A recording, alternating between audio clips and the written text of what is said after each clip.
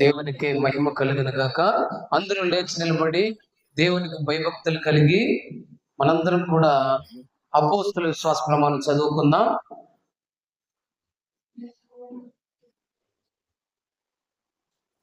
పరలోక భూలోకముల సృష్టికర్త తండ్రి అయిన దేవుని నేను నమ్ముచున్నాను. ఆయన పరిశుద్ధాత్మ వలన కన్యకు మరి గర్భమున ధరింపబడి ఆమెకు పుట్టిను. పొంతు పిలాతు కాలమందు బాధపడి సిలువ వేయబడి చనిపోయి పాతి పెట్టబడి అదృష్ట లోకంలోనికి దిగను. 3వ దినమున చనిపోయిన వాళ్ళ నుండి తిరిగి లేచి పరలోకమునకు ఎక్కి సర్వశక్తి గల తండ్రి అయిన దేవుని కుడి చేతి వైపు కూర్చొని ఉన్నాడు. సజీవులకును వృద్ధులకును తీర్పు తీర్చుటకు అక్కడి నుండి ఆయన వచ్చును. పరిశుద్ధాత్మను నమ్ముచున్నాను. పరిశుద్ధ సార్వత్రిక సంఘమును, పరిశుద్ధుల సహవాసమును, పాప క్షమాపణను, శరీర పునరుత్థానమును, నిత్య జీవమును నమ్ముచున్నాను. దేవునికే మహిమ కలుగును గాక. దయచేసి ఉత్తర ప్రత్యుత్తర భాగం చదువుకుందాం. దావీదు రాసినటువంటి కీర్తనల గ్రంథము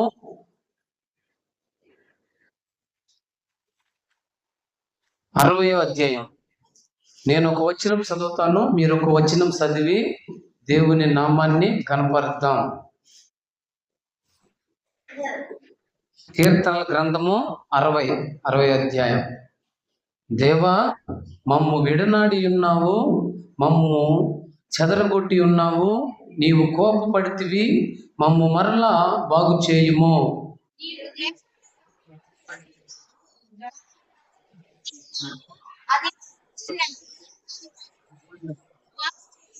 నీ ప్రజలకు నీవు కఠిన కార్యములు చేసితివి, తూలునట్లు చేయు మద్యము మాకు త్రాగించితివి.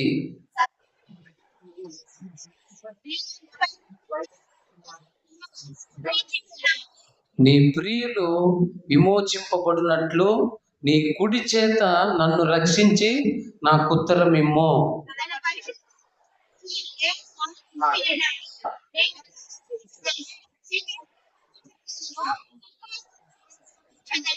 గిలాదు నాది, మనష్షే నాది, ఎఫ్రాయిము నాకు శిరస్త్రాణము, యూదా నా రాజదండము.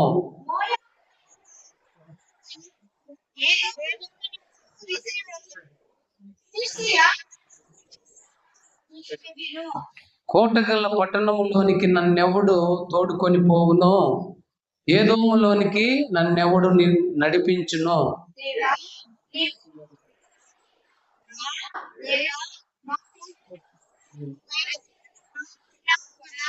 మనుష్యుల సహాయము వ్యర్థము, శత్రువులను జయించుటకు మాకు సహాయము దయచేయుము.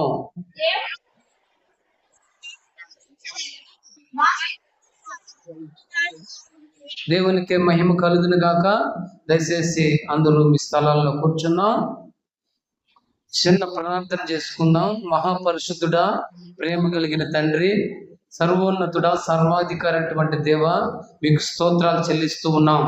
ఈ ఉదయకాల దినమందునైనా వచ్చిన ప్రతి ఒక్క బిడ్డను తండ్రి వాక్యముతో తండ్రి బలపరచండి. నైనా నీ వాక్యమే మాకు ఆధారము అని మేము నమ్ముచున్నాం. తండ్రి, విత్తబోయే వాక్యంతో ప్రభువా సూటిగా మాట్లాడి ఈ వారమంతా తండ్రి మేము ఎలా జీవించాలో, ఎలా జీవించకూడదో తండ్రి మాకు మెండైన ఆశీర్వాదాలతో తండ్రి వాక్యముతో మమ్మల్ని నింపమని అడుగుచూ ఉన్నాం. విత్తపడే వాక్యముతో మాతో బహుసూటిగా మాట్లాడి మమ్మల్ని మేము సరి చేసుకొని జీవించి కృపను దయచేసి వచ్చిన ప్రతి ఒక్క బిడ్డను పేరు పేరున దీవించి ఆశీర్వదించమని నజరైనటువంటి యేసుక్రీస్తు పరిశుద్ధ నామంలో ఈ ప్రార్థన మీకు సమర్పించి వేడుకుంటున్నాం తండ్రి. ఆమేన్. తండ్రి, కుమార, పరిశుద్ధాత్మ త్రియేక దీవెన నామంలో కూడి వచ్చిన ప్రతి ఒక్కరికి కూడా ప్రభు పేరిట ప్రత్యేకమైనటువంటి వందనాలు తెలియజేసుకుంటున్నాను. ప్రియమైనటువంటి దేవుని బిడ్డలారా, ఈరోజు పవిత్రమైనటువంటి బల్లలో మనం పాల్గొనబోతూ ఉన్నాం కనుక జాగ్రత్తగా మనం వాక్యాన్ని మనము ఆస్వాదిద్దాం.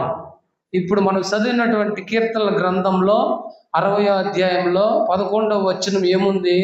మనుష్యుల సహాయము వ్యర్థము, శత్రువులను జయించుటకు మాకు సహాయము దయచేయము అంటున్నాడు దేవుడు.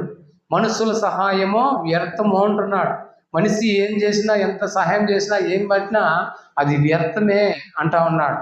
కనుక మనకు నిజమైనటువంటి దేవుడు అంటే మన ప్రభు అయినటువంటి యేసుక్రీస్తు కృప, కనికరము మన మీద ఉండాలనేసి ప్రేమపూర్వకంగా మనవి చేసుకుంటూ, కనుక ముందుగా వాక్యంలోకి మనం వెళ్ళే ముందు మన విజయ రహస్యాలు అనేసి కొన్ని మనం తెలుసుకోవాలి. విజయ రహస్యం, నువ్వు ఒక విజయం సాధించాలంటే దాని వెనకున్నటువంటి రహస్యాలని మనము చవి చూడాల, అనుభవించాల.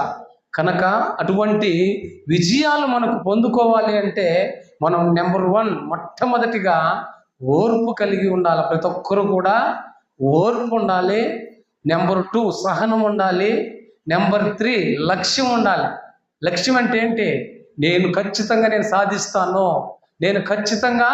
నేను గోల్డ్ మెడల్ సాధిస్తాను, ఖచ్చితంగా నేను ఎగ్జామ్ ఫస్ట్ క్లాస్లో పాస్ అవుతాను. అది ఒక లక్ష్యం అన్నమాట. మనం చేసే పనిని ఇష్టంగా చేయడం అలవాటు చేసుకోవాలి అంటున్నాడు దేవుడు. మనం చేసే పని, కొంతమంది కూలి పనులు చేసుకుంటూ ఉంటారు, కొంతమంది ఆఫీసులో వర్క్ చేసుకుంటూ ఉంటారు, ఉద్యోగం చేస్తూ ఉంటారు, సిస్టమ్ వర్క్ చేస్తూ ఉంటారు, ఆటో దోలుతూ ఉంటారు, బస్సులు దోలుతూ ఉంటారు, ఇట్లా రైలు దోలుతూ ఉంటారు. ఇట్లా కష్టపడే ప్రతి ఒక్కటి కూడా మనిషికి దేవుడు ఇచ్చినటువంటి గొప్ప వరము. దేన్ని కూడా మనము తక్కువ అంచనా వేయకుండా మనం చేసే పనిని, అంటే మనం ఏ పని అయితే చేస్తామో ఇష్టంగా చేయడం అలవాటు చేసుకోవాలా అంటున్నాడు. విజయ రహస్యంలో ఇదొక మైలురాయి అన్నమాట. కనుక ప్రతి ఒక్కరు కూడా విజయ రహస్యాలను మనం తెలుసుకొని ముందుకు సాగిపోవాలి. ఏదైనా సాధించగలను అనే నమ్మకంతో జీవించాలి. ప్రతి ఒక్క మనిషి కూడా ఈరోజు నిరుత్సాహపడిపోకూడదు. అయ్యో నా పరిస్థితి ఇలా ఉంది, నాకు అనారోగ్యంతో ఉన్నాను, అయ్యో నా జీవితం ఇలా అయిపోతూ ఉంది, అయ్యో నా కుటుంబం ఇలా అయిపోతుంది, రోధిస్తూ ఉంటారు. చాలామంది దుఃఖిస్తూ ఉంటారు, వేదన పడుతూ ఉంటారు, ఎన్నో ఇరుకులు, ఇబ్బందులు, సమస్యలతో తల్లడిల్లిపోతూ ఉంటారు. కనుక దేవుడు చెప్తా ఉన్నాడు, ఓర్పు, సహనము, లక్ష్యం, ఇవన్నిటిని కూడా మనము సేధిస్తే దేవుడు ఖచ్చితంగా నిన్ను, నన్ను, ప్రతి ఒక్కరిని కూడా ఒక ఉన్నతమైనటువంటి స్థితిలో ఉంచుతారనేసి నేను ప్రత్యేకంగా ప్రేమపూర్వకంగా మనవి చేసుకుంటున్నాను. ప్రియమైనటువంటి దేవుని బిడ్డలారా, ఆది యందు అంటే ఆది యందు వాక్యం ఉండెనో, వాక్యము దేవుని యొద్ద ఉండెనో, వాక్యము దేవుడై ఉండెనో. అంటే ఇక్కడ వాక్యాన్ని మనం ఏమనుకోవాలండి? దేవుడు స్వయాన వాక్యం. ఈరోజు మనం బైబిల్ చదువుతున్నామంటే ఆ వాక్యము నువ్వు చదివినప్పుడు నాకు దేవుడు, ఆ వాక్యం నాకు దేవుడు అని మనం భావిస్తే దేవుడు ఖచ్చితంగా నిన్ను, నన్ను, ప్రతి ఒక్కరిని కూడా ఆదరిస్తాడు. ఆయన యందు దేవుని యొద్ద చూడండి, ఆయన ఆది యందు దేవుని యొద్ద ఉండెనో, సమస్తమును ఆయన మూలముగా కలిగెనో. ఇప్పుడు ఇక్కడ ఉన్నటువంటి ప్రపంచము, లోకమంతా కూడా ఆయన మూలంగానే కలిగింది. దేవుడు చూడండి, ప్రియమైనటువంటి దేవుని బిడ్డలారా, ఈరోజు దేవుడు చూడండి, దేవుడు ఎలా అంటే మనిషి ఇది మన ఏమంటారో ఈ లోకాన్ని కలుగు అంటే కలిగిపోయింది. అలాగే చెట్లని, వృక్షాలని, అలాగే జంతువులని, సముద్రాన్ని, ఆకాశమును, అలాగే భూమిని, రాత్రిని, వెలుగును, ఇవన్నిటినీ కూడా కలుగు అంటే కలిగిపోయింది. దేవుడు వచ్చిన గొప్ప వరం ఏమిటంటే కలుగు అంటే కలిగిపోయినాయి. కానీ ఇక్కడ చివరిగా మన మనిషి దగ్గరకు వచ్చే కొందుకే మనం బహు జాగ్రత్తగా ఆలోచించాలా. మనిషి దగ్గరకు వస్తాను, మనిషి కలుగు అని చెప్పినాడు దేవుడు. మనిషి కలుగు అని చెప్పలా, ఆయన స్వహస్తాలతో ఆయనలాగా క్రియేటివిటీ తయారు చేసుకున్నాడు. ఆయన స్వహస్తాలతో తయారు చేసినాడు మనిషిని. మట్టితో తయారు చేసి దాంట్లో జీవవాయువును ఊది, నాసికా రంధ్రాల ద్వారా జీవవాయువును ఊది, ఒక ప్రాణాన్ని పెట్టి, ఒక ఆత్మని ఆ మట్టిలోకి పంపించి మనిషిగా తయారు చేసినాడు. కానీ అన్నిటినీ కలుగు అంటే కలిగిపోయింది. కానీ మనిషి మీద ఉన్నటువంటి ప్రేమ అంత గొప్ప ప్రేమ, దేవుని ప్రేమ. ఈరోజు మనం అనుకోవచ్చు, దేవుణ్ణి దూషించవచ్చు, హింసించవచ్చు, శిక్షించవచ్చు అని మనం అనుకుంటామేమో. కానీ దేవుడు మాత్రం నిన్ను శిక్షించడు, నిన్ను ద్వేషించడు, నిన్ను హింసించడు. ఓన్లీ ట్రూత్ లవ్ అంటే నిజమైన ప్రేమ ఆయన దగ్గర ఉంది. నన్ను హింసిస్తున్నాడు, నన్ను శిక్షిస్తున్నాడు అని చెప్పి ఎక్కడ కూడా దేవుడు నిన్ను వ్యతిరేకించలేదు, నిన్ను శిక్షించలేదు. ఆయన్ని శిక్షించినా, దూషించినా, ద్వేషించినా దేవుని ప్రేమ మాత్రం ఆగనే లేదు. కనుక ఇక్కడ దేవుడు చెప్తున్నాడు, వాక్యమే మనకు ఆధారము. ఆయన లోకములో ఉండినో, మనం ఈ లోకంలో జీవిస్తున్నాం. ఈ లోకము గందరగోళంగా ఉంది. ఈ లోకంలో మనం జీవిస్తున్నాం కదా. ఈ లోకంలో మనుషులు కావచ్చు, ఈ లోకం తీరు కావచ్చు, ఎటు చూసినా మోసాలు, ఎటు చూసినా దగాలు, ఎటు చూసినా అన్యాయము, ఇలాంటివే ఎక్కువ మనిషికి కనిపిస్తూ ఉంటాయి. ఆయన లోకములో ఉండినో, లోకం ఆయనను మూలంగా కలిగిన కానీ లోకం ఆయనను తెలుసుకోనలేదు. ఎప్పటికి కూడా లోకము ఆయన గురించి తెలుసుకోవాలా. లోకం అనేది అంత చిందరవందరగా ఉంది, లోకం అనేది పాపంలో ఉంది అని పరిశుద్ధమైనటువంటి గ్రంథము తెలియపరుస్తూ ఉంది. కనుక ఈ లోకం పాపంలో ఉంది కనుక మీరు బహు జాగ్రత్తగా మెల్లకువ కలిగి జీవించండి అని దేవుడు చెప్తా ఉన్నాడు. ఈరోజు ప్రియమైనటువంటి దేవుని బిడ్డలారా, మెల్లకువ కలిగి ఉండాలా. ఈరోజు మనం మాటలతో, సూటిపోటి మాటలతో ఏ విధంగా మాట్లాడుకుంటున్నారండి? హింసించుకుంటూ ఉన్నారు. కనుక అటుగా కాకుండా మనందరం కూడా దేవుని యందు భయభక్తులు కలిగి దేవుని రాజ్యంలో మనం ప్రవేశించాలనేసి మేము ఈ సందర్భముగా మనవి చేసుకుంటున్నాను. ప్రియమైనటువంటి దేవుని బిడ్డలారా, ఒకసారి యోహాను సువార్త 3వ అధ్యాయము 16వ వచనంలో చూడండి. నిత్య జీవము మనకు ఒక జీవం అంటే నిత్యమైన జీవం అనేది దేవుడు. చూడండి, దేవుడు లోకమును ఎంతో ప్రేమించెను కాగా ఆయన తన అద్వితీయ కుమారునిగా పుట్టిన వాని యందు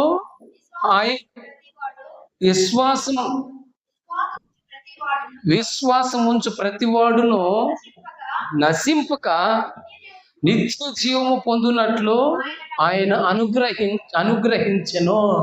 నిత్య జీవము దేవునిలో ఉంటే నీకు నిత్య జీవము, నిత్యము, ప్రతి నిత్యము కూడా నీకు భద్రత ఉంటుంది. ప్రతి నిత్యం కూడా నిన్ను కాపాడుతూ ఉంటాడు. వెలుగు లోకంలోనికి వచ్చిన కానీ తమ క్రియలు చెడ్డమైనందున మనుషులు వెలుగును ప్రేమింపక చీకటినే ప్రేమించిరి అంటున్నాడు. ఏమంటున్నారండి? వెలుగు లోకంలోనికి వచ్చింది. దేవుడు వెలుగుని మనకు ఈ లోకంలోనికి తీసుకొని వచ్చింది. కానీ క్రియలు అంటే మనం చేసే క్రియలు అంటే మనుషులు చేసే క్రియలు చెడ్డమైనందున మనుషులు వెలుగును ప్రేమింపక చీకటినే ప్రేమించరు. ఎందుకంటే ఇక్కడేమంటే మోసం కానీ కల్మసం కానీ కల్మసమైన ప్రేమ అంటాం కదా, కల్మసము అనే వాటినే ఎక్కువ ఇష్టపడతారు మనుషులు. కపట ప్రేమని ఇష్టపడతారు. కనుక దేవుడు చెప్తా ఉన్నాడు, వెలుగు లోకంలోనికి వచ్చిన కానీ తమ క్రియలు చెడ్డమైనందున మనుషులు వెలుగును ప్రేమింపక చీకటినే ప్రేమించింది. చీకటి ఇప్పుడు పగలు ఏముంటుంది? వెలుగు ఉంటుంది. రాత్రిలో ఏముంటుంది? చీకటి ఉంటుంది. చీకటి అంటే మనిషికి ఇష్టంగా మారిపోయింది. కనుక చీకటిని వెలుగుగా మార్చుకో, నీ జీవితాన్ని మార్చుకో అని దేవుడు చెప్తా ఉన్నాడు. దేవుని వాక్యము మనము జాగ్రత్తగా మన హృదయంలో బంధించుకోవాలా. కనుక ప్రతి ఒక్కరూ కూడా దేవుని తట్టు తిరిగి దేవుని రాజ్యంలో మనం ప్రవేశించాలనేసి నేను ఈ సందర్భముగా మనవి చేసుకుంటాను. ప్రియమైనటువంటి దేవుని బిడ్డలారా, దేవుడే ఆధారము, దేవుడే దిక్కు, దేవుడే కోట అయి ఉన్నాడు. నీకు నాకు ప్రతి ఒక్కరికి కూడా మన కుటుంబం బాగుపడాలన్నా, అలాగే మన ఫ్యామిలీ చక్కగా మనం ఉండాలన్నా ప్రతి ఒక్కటికి సింబలం అంటారు. సింబలం అంటే ప్రతి ఒక్కదానికి ఆధారము ఆయనే, దేవుడే సృష్టికర్త, సర్వలోక సృష్టికర్త. సర్వాన్ని తయారు చేసి మనిషిని మట్టితో తయారు చేసి మనిషిని ఎంతగానో ప్రేమించినాడు. కనుక మనిషి అంటే అంత ప్రేమ ఇష్టం. మనిషి దేవుణ్ణి ద్వేషించినా కూడా ఆయన ప్రేమ అనేది ఎక్కడ కూడా తగ్గలేదు, కించెత్తు తగ్గనే లేదు. కనుక మనసులోనే ఉంది కానీ పాపము దేవుళ్ళలో పాపం అనేది లేదు. కనుక దేవుని ఆ పాపాన్ని విడిచిపెట్టి పరిశుద్ధమైనటువంటి దేవుని వైపు తిరిగి మనందరం కూడా దేవుని రాజ్యంలోకి ప్రవేశించాలనేసి ఈ సందర్భముగా మీకందరికీ నేను మనవి చేసుకుంటున్నాను. ప్రియమైనటువంటి దేవుని బిడ్డలారా, ఈరోజు మనం ప్రతి ఒక్కరం కూడా దేవుని తట్టు తిరిగి దేవునితో మనం ప్రయాణం సాగించాలనేసి నేను ఈ సందర్భముగా మీకు అందరికీ మనవి చేసుకుంటా ఉన్నాను. మనం చేసే పనిలో అంటే ప్రతి ఒక్క పనిలోనూ దేవుడు ఉన్నాడా లేడా? ఉన్నాడు. ఈరోజు నువ్వు ఒక నెలంతా కష్టపడతావు. నువ్వు ఒక నెలంతా ఎందుకు కష్టపడతా ఉన్నావు? దేనికి కష్టపడుతున్నారు చెప్పాలా? ఒక నెలంతా కష్టపడతారు, 8 hours 10 hours డ్యూటీ చేస్తారు కదా. ఎందుకు కష్టపడుతున్నారు? ఎందుకు కష్టపడుతున్నారు? డబ్బు కోసం. మనము కష్టపడుతున్నామంటే డబ్బు కోసం. డబ్బు ఎవరు ఇస్తున్నారు? దేవుడు ఇస్తున్నారండి. దేవుడు ఇస్తా ఉన్నాడు నీకు ధనాన్ని. ఆ ధనాన్ని దేవుడు నీకు ఇచ్చినప్పుడు నువ్వు కృతజ్ఞత కలిగి మనం దేవుని తట్టు తిరిగి దేవునికి మనం పాత్రులుగా జీవించాలనేసి సందర్భముగా మనం చేసుకుంటున్నాను. మనకు కష్టం చేయాలంటే నీకు శక్తి ఉండాలి ఒంట్లో. ఫస్ట్ ఆ శక్తిని కలుగజేసే దేవుడే. ఈరోజు నువ్వు 10 గంటలు 8 గంటలు నువ్వు జాబ్ చేస్తున్నావు అంటే ఆ శక్తితో, నీకు శక్తి లేకపోతే నీరసించిపోతే నువ్వేం పని చేయగలుగుతావు? డ్రైవింగ్ ఎలా చేయగలుగుతావు? నువ్వు నడవడం ఎలా నడవగలుగుతావు? నీలో ప్రతి అణువు కూడా దేవుడు లిఖిస్తా ఉన్నాడు. లిఖించి అరికాల నుంచి నడెత్తు వరకు ఆయన నిన్ను సృష్టించి నీకు శక్తిని ప్రసాదిస్తా ఉన్నాడు. ఈరోజు మనం వృద్ధాప్యంలోకి వెళ్తున్నాం. మనకు వయసు పెరుగుతుంది కానీ తగ్గడం లేదు. వయసు మీద పడతా ఉంది. కనుక దేవుడు అయినా కూడా నిన్ను నన్ను ప్రతి ఒక్కరిని రక్షిస్తున్నాడు, కాపాడుతున్నాడు అంటే ఆయన ఎంత గొప్ప దేవుడు. చాలా చాలా అదృష్టవంతులు మనం. దేవుడు ఇంకా చాలా ఇబ్బందుల్లో ఉండే వాళ్ళు ఉన్నారు. మనం ఈరోజు మందిరంలో కూర్చొని దేవుడు మనం చూడు ఇంత ప్రశాంతంగా ఈ మందిరంలో మనం ఎంత బాగా ఓపికగా మనం కూర్చొని ఉన్నాం, దేవుని వాక్యాన్ని వింటున్నాం అంటే ఆయన కృప, ఆయన కనికరము మన మీద ఉంది అని నేను ఈ సందర్భముగా మనవి చేసుకుంటున్నాను. కనుక యోహాను సువార్తలో కొన్ని వచనాలు, ఎందుకంటే ఈరోజు మనకు ప్రభు అయినటువంటి బల్లలో పాల్గొంటున్నాం కనుక కొన్ని వాక్యాలు అంటే ఈరోజు ప్రభు అయిన బల్ల గురించి మనము కొన్ని వాక్యాలు చదువుకుందాం. యేసుక్రీస్తు ప్రభువు యేసయ్య ఇలా మాట్లాడుతూ ఉన్నాడు, చెబుతూ ఉన్నాడు ఆయన మాటలు. మీరు మనుష్య కుమారుని శరీరము తిని ఆయన రక్తము తాగితేనే కానీ మీలో మీరు జీవము గలవారు కారు అంటున్నాడు. 6వ అధ్యాయంలో 53 నుంచి మీరు మనుష్య కుమారుని శరీరము తిని ఆయన రక్తము త్రాగితేనే గాని మీలో మీరు జీవము కలగవారు కారు. నా శరీరము తిని నా రక్తము త్రాగువాడే నిత్య జీవము గలవాడు. అంత్య దినమున నేను వానిని లేపుదును. నా శరీరము నిజమైన ఆహారమును నా రక్తము నిజమైన పానమునై ఉన్నది. నా శరీరము తిని నా రక్తము త్రాగువాడు నా యందును నేను వాని యందును నిలిచి ఉందుము. జీవము గల తండ్రి నన్ను పంపిను కనుక నేను తండ్రి మూలముగా జీవించినట్టే నన్ను తినువాడును నా మూలముగా జీవించును. ఇదే పరలోకము నుండి దిగి వచ్చిన ఆహారము. పితరులు మన్నాను తినియు చనిపోయినట్టు కాదు, ఈ ఆహారము తినివాడు ఎల్లప్పుడూ జీవించునని నిశ్చయముగా మీతో చెప్పుచున్నాను అనెను. దేవునికే మహిమ కలుగును గాక. ఈ మాటలు ఎక్కడ చెప్తున్నాడు? ఆయన కపెర్నహూములో బోధించుచు సమాజ మందిరంలో ఈ మాటలు చెప్పిన యేసుక్రీస్తు ప్రభు. ఆయన పలికినటువంటి మాటలు ఆయన రక్తము త్రాగితేనే కానీ మీలో మీరు జీవము గలవారు కారు అంటున్నాడు. ఆయన రక్తము అంటే ఆయన శరీరము తిని ఆయన రక్తము త్రాగితే మనకంతా పరిశుద్ధమైనటువంటి జీవితాన్ని దేవుడు ఇస్తాడు అని మనం ఇక్కడ తెలుసుకోవాలి. ప్రియమైనటువంటి దేవుని బిడ్డలారా, నిత్య జీవము నేను వాటిని నిత్యము నిచ్చుచున్నాను గనక అవి ఎన్నటికీ నశింపవు, ఎవడునో వాటిని నా చేతిలో నుండి అపహరింపడు.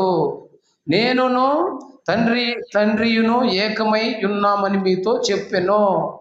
నా గొర్రెలు నా స్వరము వినును, నేను వాటి నెరుగుదును, అవి నన్ను వెంబడించును.